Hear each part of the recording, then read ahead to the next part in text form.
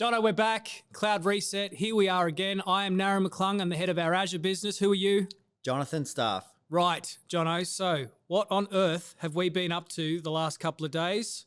Well, I think we've had a pretty interesting last couple of days down in Berry, and it's always great to take some time out of your business to work on your business, and what better location to do it than Berry. And I tell you what, though, I'm not sure you spent as much time working on the business as you did riding your push bike. I don't care for your tone. I think whatever I do in my spare time when everybody's asleep and it's dark and I'm riding into cobwebs and all the rest of it, that's totally up to me. I will say this, though, when I got to the top of Berry Mountain and the sun was coming up, what just a magnificent place Berry is. And I think everybody who lives there, by the way, looks happy to me. It's a relaxed place. Everybody's pretty happy about being there, I think, and we were too. And wonderful accommodation and 2 days working on our business. And, the thing that I really enjoyed about that most was a lot of the conversation around our product roadmap and where we're headed in the future, led by our CTO, Sean Domingo. Sean did an amazing job of bringing that together. I know that he's a very deliberative chap. He's very clever. He takes a lot of inputs. He takes input from you and I, Jono. We're on the front end of this business. We obviously get feedback and insights from our customers and prospects on what the market wants. He's really bringing that to life. There's some amazing things around the corner. What did I like? I like breach attack simulation in the security space. But I'm super excited about all the hybrid developments that are occurring, as well as the development of private LLMs. I know that with the law firms that I'm working with at the moment, they care a lot about that. They care a lot about data sovereignty for obvious reasons as a law firm. And we're doing some wonderful work in that space with Dell and with Red Hat OpenShift. Yeah, really, really good. And on the hybrid side of things, thinking about customers who are looking at alternative options when it comes to hypervisors and clouds, right? And I know something you're passionate about is, AWS repatriation seems to be becoming more of a thing. I love that you say that with a smirk, right? I have the license to talk about it. I'm the head of our Azure business. I would talk about it. We've mentioned it once before. It's a real thing. We have a number of projects on the go where customers and prospects alike are asking us to save them money, and they want to move workloads out of AWS to embrace, in part, Azure Local. And it seems like the market is becoming increasingly aware of Azure Local. Absolutely. And none of this would be possible without network connectivity. Indeed, which leads us nicely to our guest. Now, I'm not quite ready to introduce our guest as yet, but I will say this, network connectivity enables all of this. It certainly does. It certainly does. Very excited to get into that. Indeed. Let's go.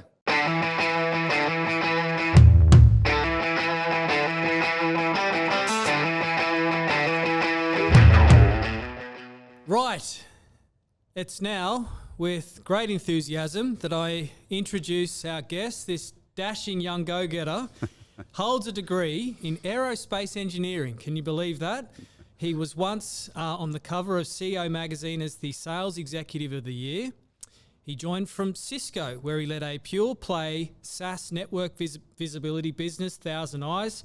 Staff went from 150 to 400, and annual recurring revenue grew 2.4 times. He has since joined a well-known business known as Megaport, where he has completely transformed Megaport's suite of products and innovations. It's with great pleasure that I introduce Michael Chopper Reid. Welcome, Michael. Thanks for having me, gentlemen. It's a pleasure to be here. It's a cool studio too. It's pretty cool. We like it here. Yeah, we've had a few chats here now. We're kind of easing on into it. No more breaking microphones. No, listen, we're not going to talk about that. I'm in the bad books for doing that. But look, first and foremost, congratulations on your results. Thank you. What we want to ask you, what's fueling this? Where's this coming from? We announced, was it last week? We actually did our half year earnings call. I'd say it's been a big turnaround inside the business. Megaport's product's been this incredible product set, and we've been around for about 11 years disrupting this sort of global telco space. The last year and a half or a bit longer that I've been in the role, we've been transforming the go-to-market, bringing the products back to innovation and scaling that in a major way. So we've been turning on a whole range of different data centers globally and just basically doing more of everything. So the great news is after about a year and a half of building and sort of rolling out more of everything, more humans, more tech, more products, more locations, more speed, more bandwidth, more, it's been seen inside the results of like the KPIs and the numbers that we report to the street. And so It was a great reception, which is always nice. The share price responded nicely with that. So it's basically the culmination of more that we're doing, showcasing itself inside the financials. Look, we love it. I mean, we're obviously a big customer of yours. And we love you guys, by the way. Listen, Yes. there's mutual love there. Yeah, and, a lot of love. A lot of love in the room. A lot of Yes. love in the room. It was a big part of the Collabro story, wasn't it, Jono? That was a repatriation story. We're proud of that. Our partnership with Dell, Megaport had a role to play there. Yeah, absolutely. I think the partnership with Megaport's really important. Naren and I were doing a bit of an intro for the podcast today, and I know you and I spoke a couple of weeks ago, and just talking about connectivity often being not heard or seen, and kind of the unsung hero of a lot of the complicated solutions that we're taking to market and that customers rely on every single day. And I know you've been on this incredible growth journey, which is, expanding into other markets and innovating with your products. And that's been, really, really interesting to see the take up of that. Has anything really surprised you along the way? Did anything unexpected happen, or is this all really planned and deliberate? You mean inside what we've built from the business side? Yeah, just your growth journey. I'd say that you said something at the start that we sort of the unsung hero being network. So I think there was a time when network was really cool. Back in the sort of 2000s, was network. As the internet sort of came to be, network was the coolest place to be. And I think over time, most recently, certainly AI has become the coolest place to be. GPUs, chips, clouds, data centers are really, really cool. And there's a huge amount of discussion around that. There's so much capital going into it. It's just exploding everywhere. I mean, you guys have got a whole range of data. So you're in the cool club right now. And here we are as this connectivity provider globally. But what's interesting is, you said it before, it's like the unsung hero. Networks a bit like oxygen. You sort of take it for granted, but if you remove oxygen from this room, we'd know really quickly that we desperately need oxygen. And the other example I constantly refer to is, like, if you've ever been on an international flight or any long-term flight, and you pay for the Wi-Fi connection on the flight, and then you experience it going in and out and in and out and turning off and trying to restart it and reconnect it, and the frustration and the inability to actually do anything anymore, because all of your documents are in the cloud and everything is actually online. And so the network is still, without a doubt, the most important connective tissue between all of this. And without it is like oxygen, nothing operates. And so I think it's good to see that what we're seeing from a network perspective is it's sort of becoming, I guess, a bit cooler again to be in that space. There's a lot of folks that are sort of jumping into the industry and wanting to study a CCNA or whatever it may be.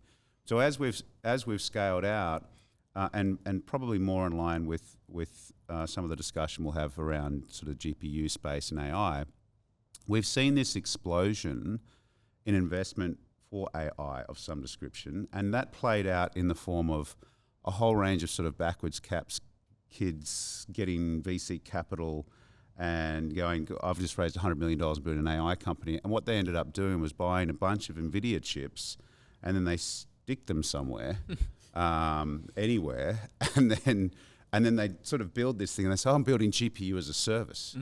And then they'd sort of finish this build, and they were desperately trying to find any space in anyone's data center. And then they're like, well, now we need to get customers to it.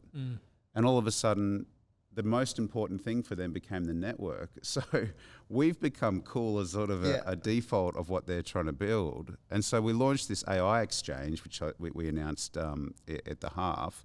And all of these GPU as a service companies are just rushing to connect onto that, so that all the future customers they're trying to get to can go and access them. So it's sort of that would be surprising. That sort of flow.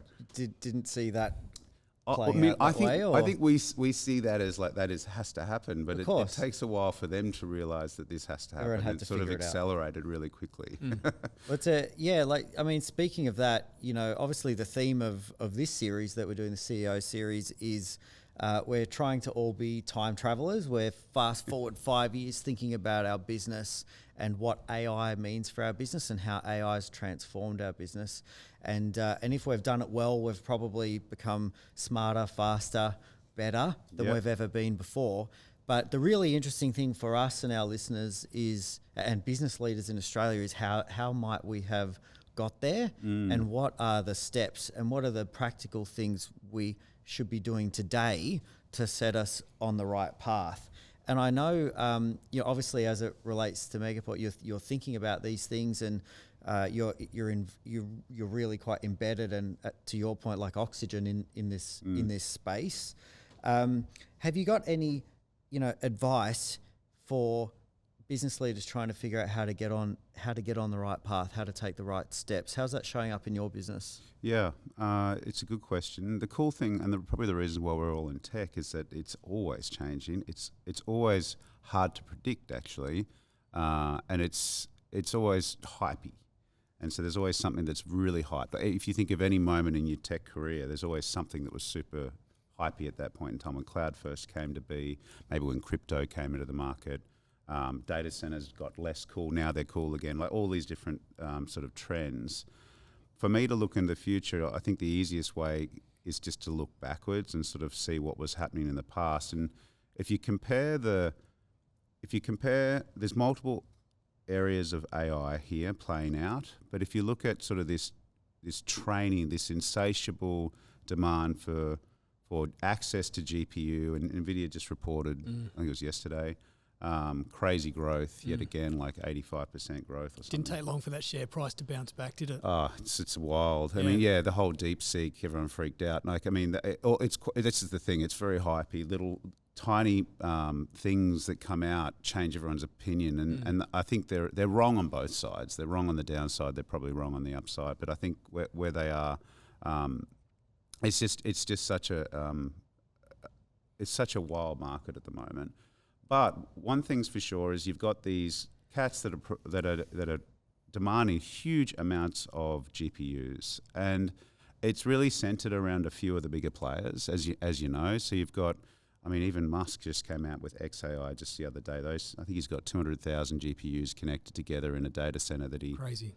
I think a data center that was a warehouse that he then went and basically bought all the diesel generators across the entire United States and put them on one side, and then stuck all the cooling he could find around the United States, stuck that on the other side, and then put all his battery packs in between because of the speed at which the power needs to be deployed. Like, it's just so insane how quickly this space is moving. But at the training end, it's sort of concentrated around the players that can afford it. The Googles, the Amazons, the Microsofts, and so forth.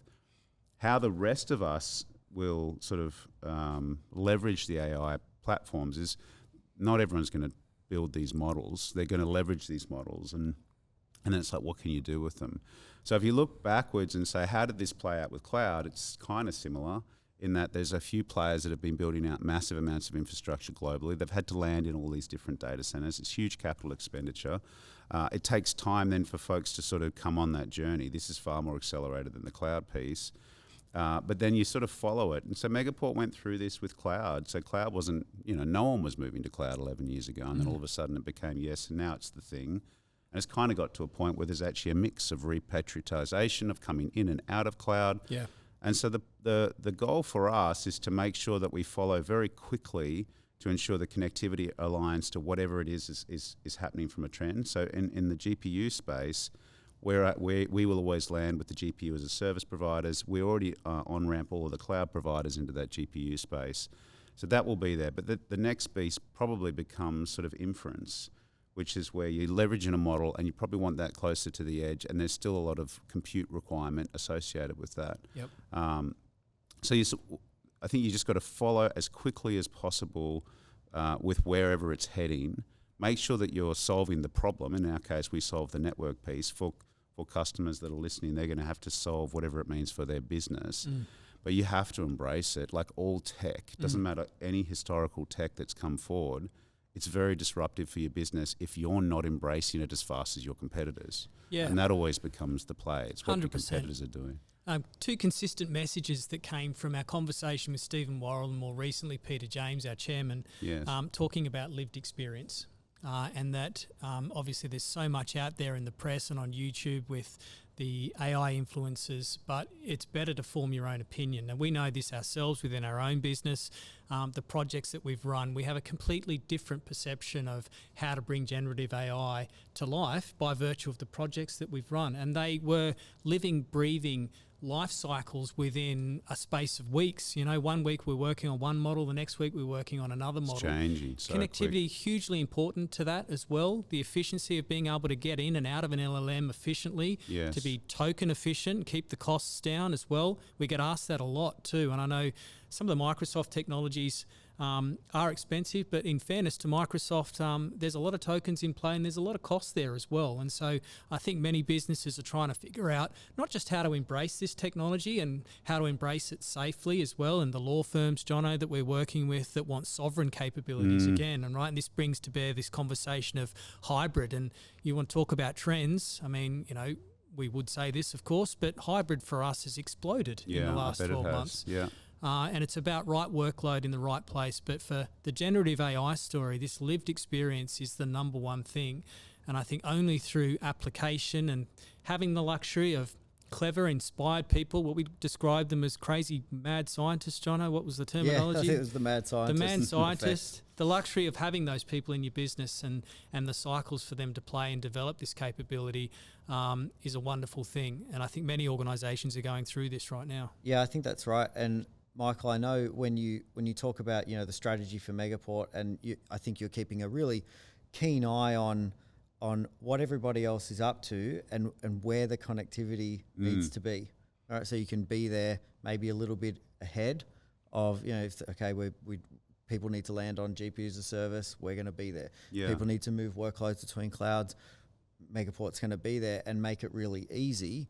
That's I think that's kind of draws some parallels to the last conversation we had with Peter James. He talked about the Wayne Gretzky analogy of understanding where the puck is going. Yeah. Like that ice hockey analogy. And I feel like you're sort of saying a very similar thing. So like from leading your business, right, where there's a lot of growth opportunity being fueled by AI adoption and the ecosystem around that, you're trying to think about where the puck is going. How do we be there in advance? To some extent, and this is, I think, the play more so with AI than anything else in terms of the speed at which it's moving. And you just mentioned it before.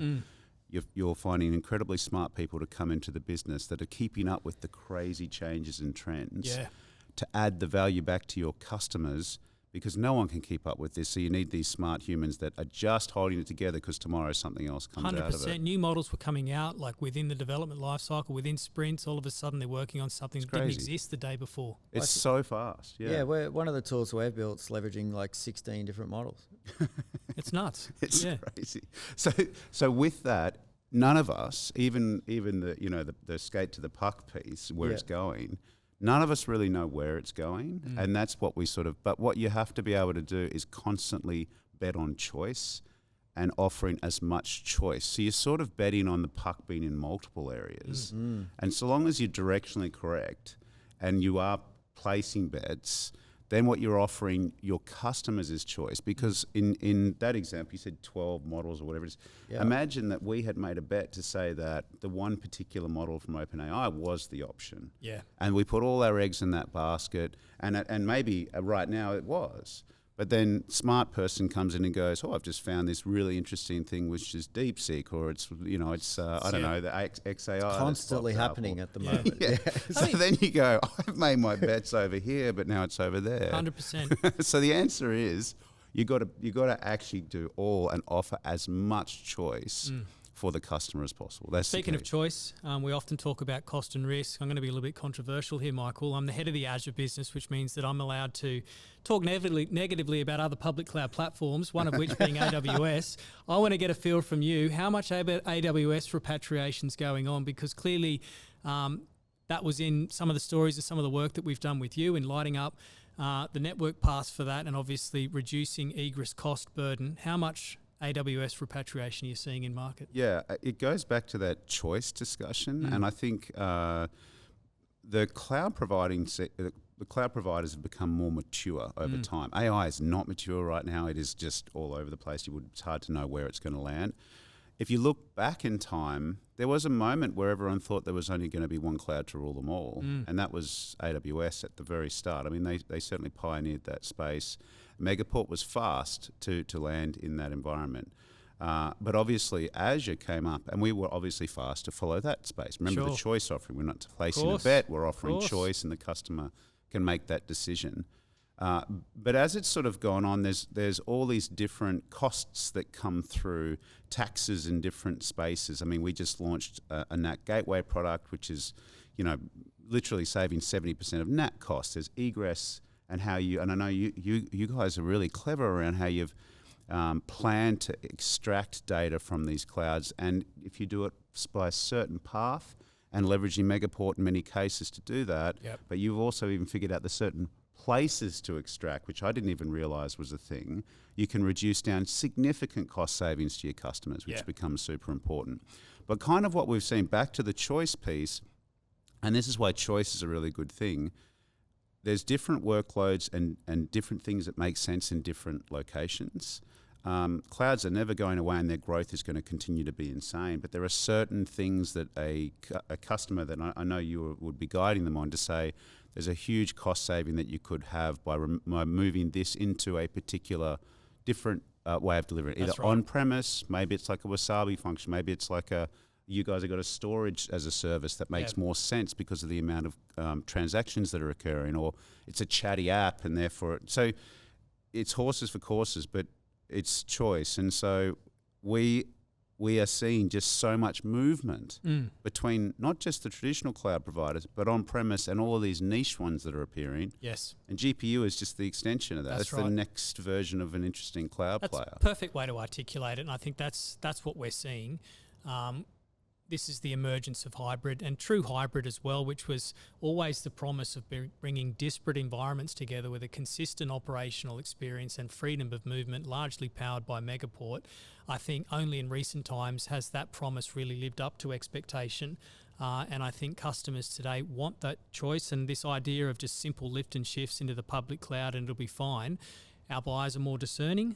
They want better bang for buck. Risk is a play as well. Data sovereignty is important, particularly as it relates to LLMs. It's not just the law firms that we work with as well. It's banks, it's superannuation funds, it's any number of customer vertical that is really thinking quite clearly and also discerning on where these things should run. Does it represent good value for money, and am I getting the performance that I expect from it? Yeah, knowing where your data is I think just going to become more important than ever before. And it doesn't mean your data can't live, in other nations or wherever you need it to be. But knowing where it is and being very deliberate about how you connect to it and how much money you spend to make sure that you've got, good data durability and it's safe and protected from cyber attacks and all that stuff now with AI, I think is going to be, something things we've always known are important, increasingly important, more so than ever before. We spoke a little bit about on a couple of our other, like probably the Stephen Worrell and Peter James, talking about more a political lens of, how is Australia moving as a market in its adoption of AI? What does that mean for us economically, geopolitically? And there was an interesting thread coming out around nation states using AI to leapfrog their economic development and geopolitical standing.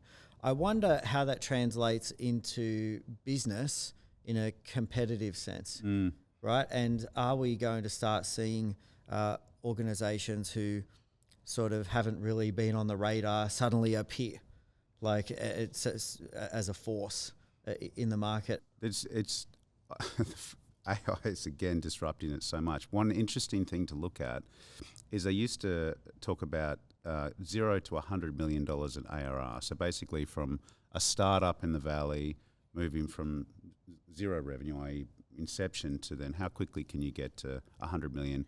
How quickly 200, 500, a billion, et cetera, and so on. And that used to be sort of the fastest one that they'd ever seen that broke the record was a company called Wiz, which is a cybersecurity company. You guys probably work with them.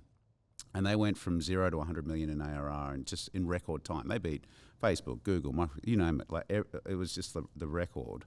And and their first line of code was written in April 2020. First line of code, so they didn't have a product. And then I think by 2021 or 2022, they'd hit 100 million in ARR.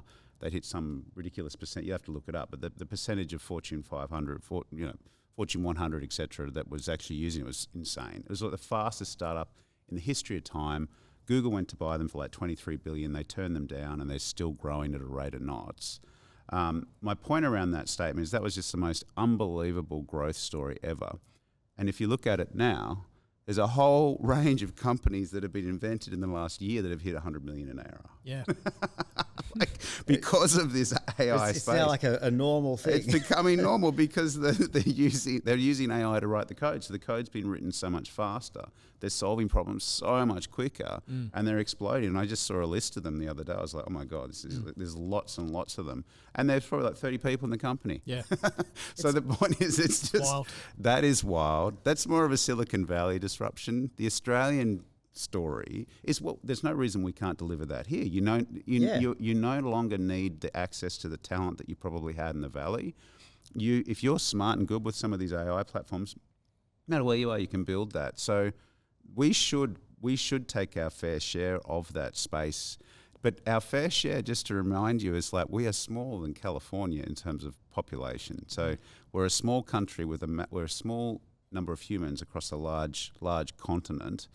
So yeah, you got to temper your expectations with percentage of humans that we have that could be delivering that. But the last one I'll add, the sovereign piece becomes critical. Geopolitical it's challenging, like it's unstable, I'd say, globally, and countries are changing bets at the moment, as you can see. So where your data is becomes really important. But the last one is, this seems to be a race of power. Like that's what this AI thing seems to be highlighting to the world, is wherever you want to land in the future, having access to huge amounts of power that's well priced and sustainable in some way, i.e. not just destroying the environment, is super important. And Australia is lagging and significantly behind there. So if we want to play in this space, and remember, we don't know the exact bet to take, but you can say that you need to follow the choice, and you need to go make, I think, reasonable bets down that path. Power is for sure something we should be playing in at some point. Which is, I know it's a political topic in Australia at the moment, but I think you have to remove the politics and just get it done. We tried to pin Stephen Worrell down for his opinion on that. He wouldn't give us one, but he certainly had views. Right, we talked about nuclear, and that was the obvious. I think he had a view. I mean, that's part, and rightly so. To your point, part of the national discourse. There's an election coming up, and I think there's a broadly held view that, say, nuclear power will form part of our energy mix in Australia at some point in time. It's just a matter of when. And obviously, you made a good point about power being so important, but obviously not destroying the environment at the same time. So these are pretty topical things. Yeah, it's a balance. I think there's answers. I think that they become very political and almost religious debates that are beyond sort of just logic. So it's not something. It's not my cause to champion, but just sort of observing. Because what will happen is the workloads will move to those locations, and maybe we just say, that's fine, we don't need those workloads here and we're happy to train or do whatever we want to do elsewhere. And then guess what becomes really, really important? Massive networks, massive global networks. And here's Megaport. So we're here to support anyone's requirement to get anywhere on the planet. But the sovereign thing becomes a thing. So, yeah. Right. Yeah, really interesting. That idea of that stat you gave around the number of 0 to 100 million startups, crazy, and clearly fueled by AI, something that was once incredibly rare. How could you do it without it? Yeah, very common. And I think the takeaway for some of our listeners is, there's a long-held view. There's certain brands or companies that you might invest in solutions from where there's that old adage of nobody gets fired for buying X, yes, right? Maybe keep your eye out for some of this other stuff that's coming, because it could be where you need to be placing a bet.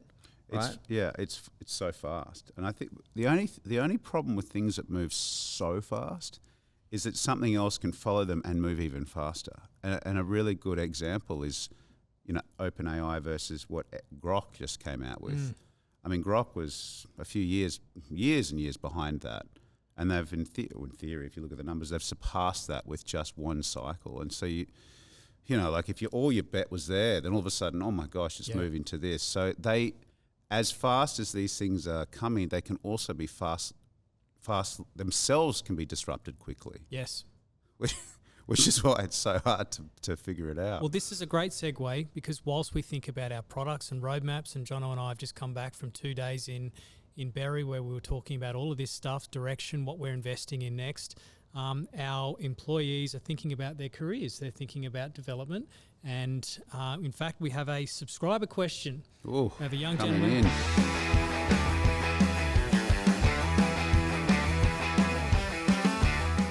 By the name of Debesh.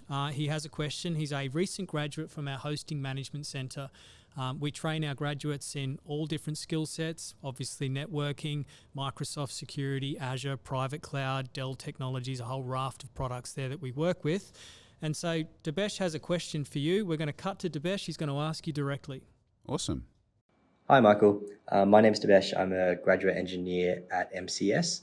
I just wanted to gain some understanding from you on what you think a network engineer's role will look like in 5 years' time, and if you had any advice for me as I'm starting out my career. Great question, Tabesh. I think the good news is we've talked about a lot of disruption and change and this sort of trying to predict where the puck is going to be. And it's very hard to land that at the moment with the AI space. But one thing I can tell you about networking is it's been around a long time. And the way in which networking works actually hasn't changed. And so if you look at great examples of learning is something like a CCNA, I think it's Cisco, what was it called, Network Associate Programs. I did that many years ago when I was first stepping into the IT space. My background was aerospace engineering, so I was more of an engineering background. And my pivot into tech was literally because I couldn't get a job in aerospace because I didn't have any in Australia. And I thought I'll go work at NASA in the United States, but it turns out you need to have a secret clearance. So sort of, that's how you get into IT in the past. The good news is you can do degrees and you can do study and land in tech in a different way now. But if you go to networking, as I said before, networking is like oxygen. It's also not going to change a great deal in that it will innovate and will add faster and more interesting things. But the actual core premise on how IP actually works hasn't changed. So IP addresses is still the way in which it all works. So I'd spend the time to learn. The other thing I would say that I wouldn't have said a few years ago that has changed is build a community. And the community is probably online. We have someone called Alexis who does a lot of publishing for us, and she's amazing. But what she's done really well is formed online connections globally through LinkedIn is probably the easiest example, or maybe it's TikTok or whatever, and form a community of folks that you follow and learn from. Podcasts and all these different pieces are key. And the two things I would always say, no matter what role, is just curiosity and passion. If you're curious and you put the energy in to learn, there's so much resource out there that you can absorb. The most interesting and fascinating humans will spend the time having a conversation on a podcast that you can learn from that you just couldn't when I was growing up. And so just absorb as much as you can, read as many books as you can on the subject. And the last one is passion. If you are passionate about whatever it is that you do, all these other opportunities will open up for you. People will find you. People will change your roles and giving you new things to do in your life. And that's how I ended up in a sales path, and that's where I took from sales, high-end, high-tech sales, and then ended up in sort of leadership, and then ended up in acquiring companies, and then ended up sort of as a CRO and then a CEO. I'd say it's curiosity and sort of passion, and sort of it'll flow your career correctly. It'll just take you on the right path. Incredible advice, Michael, from somebody who's been on the path. Like curiosity is everything. And tech's a cool place to be if you're curious. Yeah. Absolutely. Absolutely. Great answer. And I know Debesh will be thrilled with that. We're on to switching gears. We've got something that we put to every guest, and that's our quickfire question.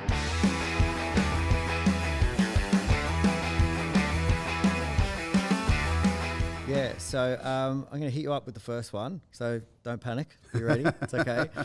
So thinking of our listeners, business leaders out there, other CEOs, CIOs, CFOs, trying to make good decisions in this market, a big thing that everybody's struggling with is attracting and retaining the smartest people. And you were talking about how important it is to have those smart humans in your business staying on trend and helping you place the right bets. Yes.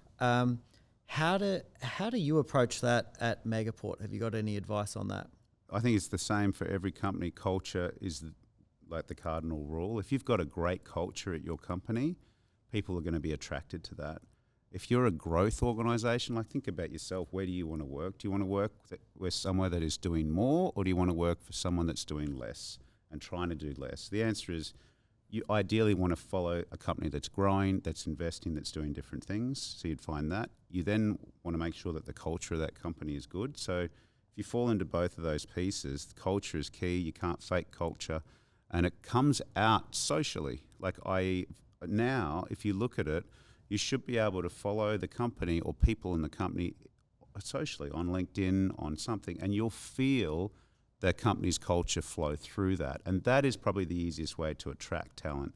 Okay, so look, the whole theme of this series is that we went forward 5 years. The promise of generative AI lived up to everything that we expected it to, and what decisions did we make? And I guess to that end, what do you think a managed service provider, perhaps like us, perhaps like other MSPs, what are we going to look like 5 years from today? I'd say pretty similar. Okay. In that, to me, a managed service provider solves a customer's problem at the end of the day, and that problem is never going away. It's getting harder and more complex. That problem is becoming more and more focused around the innovation of the company itself. So what I mean by that is in MSP world, in your world, it's usually tech that you're solving for. Unless you're managing chairs and furniture, I don't think that's this your is space. all Jono and I do. Yeah, that's right. You're trying to sell lights. Well, but in effect, the tech is the thing that ensures the customer remains competitive and innovative. But it's getting harder and harder to try and work out where your bets are. And then once you put that in, security becomes this incredibly challenging problem that needs to be solved. So the point of that is you're always going to need experts to do that. So the MSP won't, I don't know, specifically that there might be changes with MSPs, but I think it becomes more focused and more niche in the areas that you're very good at. Yes. And that is important. And we talked about the knowledge around those cloud environments and sort of not that deep knowledge around that. You can save your customer a fortune. If you're just across everything and you're delivering a cloud service to your customers, but you don't know that depth. Yes. You don't realize what you're doing wrong for the customer. So it's important to have the expertise and the depth, which is the humans that you have and the experience with your customers. So I see it.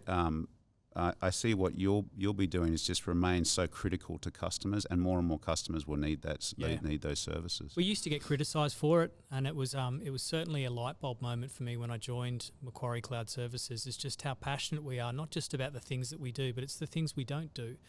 And we go deep and long with our partners, with Dell, with Microsoft. I mean, Azure's the only public cloud platform we work with, and I've never felt more comfortable with those decisions because the complexity is increasing. The types of questions we're getting asked from our customers and prospects, they're challenging. All the questions around data platform, embracing generative AI, what does it mean to develop and to embrace hybrid? What does hybrid mean for me? Security is baked into every single product. So the evolution and life cycle of our products now is all happening in parallel. It's all working together. Sean brought this to life for us, Jono, in Berry for our QBR recently, and you can just see all these decisions coming together. Look, I mean, I think you're in a safe spot. I hope so. I hope so. Yeah, great insights come out of these questions. Here's a curly one for you, and maybe some Megaport employees are listening. In 5 years' time, what does your leadership team look like? My specific leadership team would look very similar, I think. The humans, despite what AI may be sort of convincing everyone, I still passionately believe that humans are pretty important in this mix. And if you look at the most important thing for a tech business is to build world-class class tech products that solve customer problems. That is the number one mission. And the second mission is you've got to take that to market, and the two of those things have to align. It's actually humans that create tech. So if you actually say that that is the key, you actually pivot the company to actually the humans are the most important element of any company, which is why I go back to originally culture is the most important thing. And so it all sort of stacks backwards from that. I think my leadership team will look similar. I don't see new functions arising because the functions can land inside that personally. So they could play this and prove me completely wrong. But one thing I will say about leadership is an interesting sort of take, is I think we will have a different leadership function in the business, and that is, instead of leaders of people, leaders of AI things. So it could be like an AI stack or an AI process or an AI function, and you might have a whole range of these. What's the word I'm looking for? It's what is that? Agents. Agents. That's what I'm looking for. The agentic world that we find Agentic. ourselves in. It's that's very it. agentic. Look at me go. I got it right. You got it right. That's what I was trying to. Like, what is it? It's so new. But I have a feeling you'll have imagine and imagine if you want to set, tell your children what to invest in. If you could lead and manage, not humans, but manage a whole range of these AI agents, your scale would be off the charts. It's endless. And so if I feel like there will be a leadership style role, but in a technical form of managing these agents to just scale at an insane pace. That's really interesting to think about. I've never thought about it like that. Yeah. You get that's something for a lot of people listening to think about. And the cool part about that is if you're smart, you find those smart people and you get good at that. Imagine the value that you can turn up to a company with. Almost like an army of employees. Like you think if some people try to hire a leader to bring their people across with them. Imagine this, you're hiring a leader to bring their army of AI agents that they can orchestrate beautifully, and then it just becomes this off-the-charts insane scale. Now, if they're that good, they probably build their own company, and they've already done that, and that's why they're at 100 million in ARR. Yeah. But the point is, Jono, you know what comes to mind? It's a more sophisticated tech flavour of Willie from The Simpsons with his one-man band, and he's doing it all at once. That's what it is. This is what I got in my head. I love that you. Yeah, perfect. That sense of humour is going. I make those jokes, and people look at me now, and they don't, but I get it. Yeah, but see, that was the golden era of The Simpsons. It really and was. You just have to be a student. I of tell that. my mum and dad that The Simpsons raised me. I think that's true. Mixture of Seinfeld. I throw Seinfeld jokes out and people look at me. I threw an Anchorman joke out the other day. No one got said it. I'm kind of a big deal, and someone looked at me and I said, no, it's a joke. Anyway. There's some good stuff for our listeners to think about. And if you don't know what an AI agent is, go and ask ChatGPT. Yeah, figure it out. Study up. That's it. Really cool. Look, I think that's a wrap. Michael, thank you so much for coming Pleasure, on the guys. podcast. Always great talking to you. Again, congratulations on your success. We love it. We love seeing everything that you put on LinkedIn as well. It's inspirational for us. Alexis, we see a lot of her stuff too as well. she's We'd love cool. to get her on You the should get podcast her one in. day. Yeah, she's really absolutely. cool. Wonderful to have you here. Congratulations and thanks for joining us. Pleasure. Yeah, thanks very much. That's Cloud Reset. What a great chat with Michael Reid, CEO of Megaport. We talked about a whole bunch of stuff. I don't even know where to start now. We talked about cloud repatriation. We talked about the emergence of hybrid. I think Megaport are there for everyone and every move, hence the fantastic results that they're enjoying on the stock market. I don't know, what stood out for you in the conversation?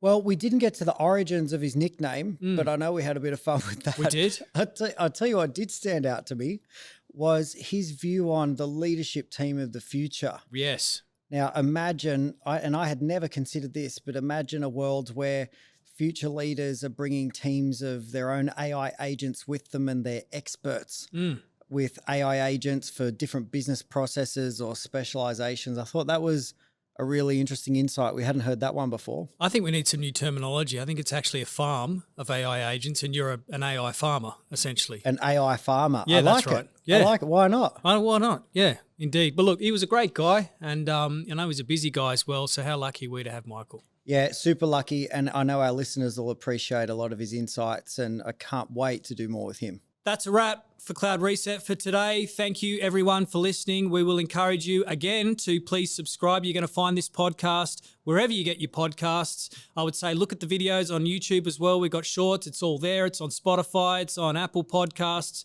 It's absolutely everywhere. Please subscribe. That way you won't miss another amazing guest that we have, and of which we have many of them lined up in the coming weeks and months.